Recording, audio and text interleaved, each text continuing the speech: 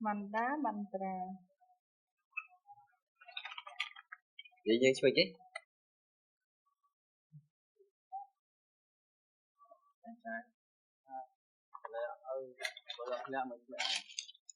Học đăng mà đã thua thiệt đấy.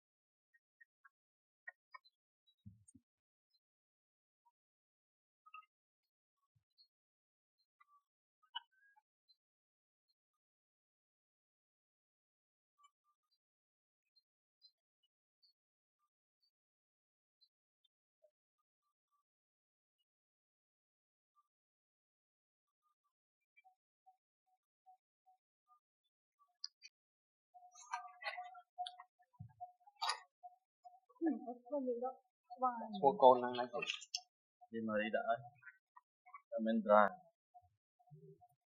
Manda mantra. vậy nhưng sao chứ?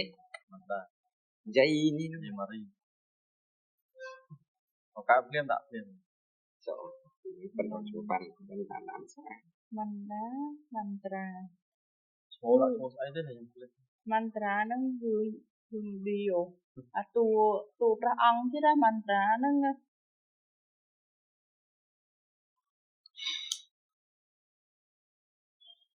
dây nó cơm chỉ đấy đăng mà đại món này rồi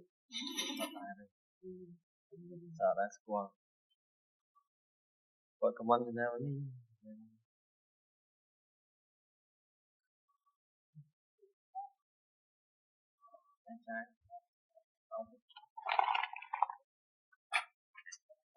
sao cho nó biết người ta lấy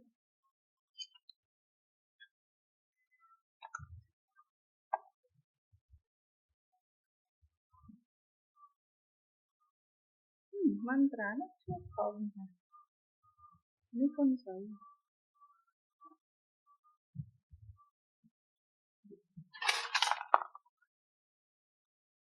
mấy mấy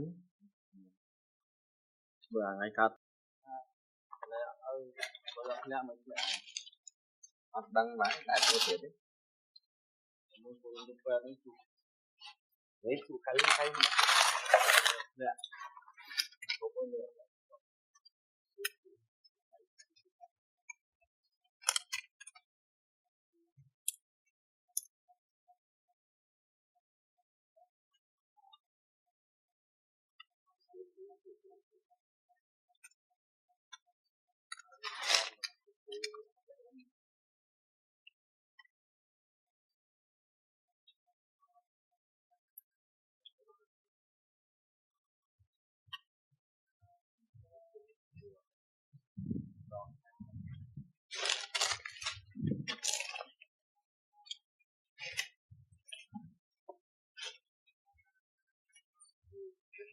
bạn nói thể bảy tên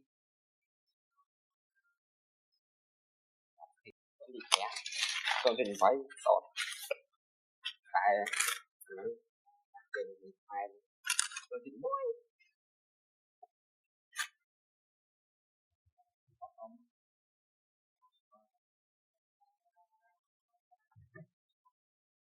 của áp theo độ AI là nắm tiền từ con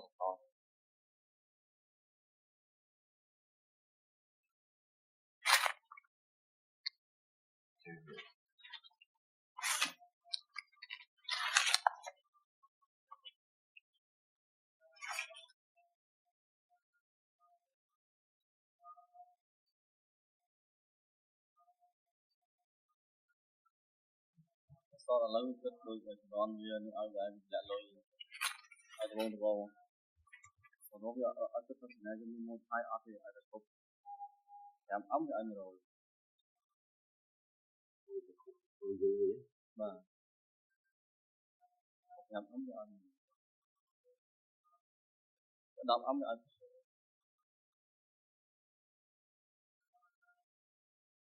nó đau cái tập như vậy đau quay cái tập chân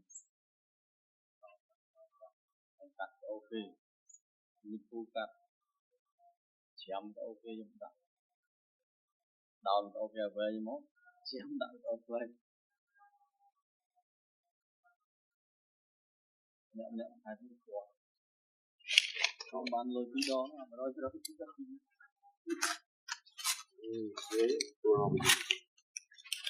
được rồi tôi khó rồi cho mình đến toàn một cái đạn này khó xoa chưa đã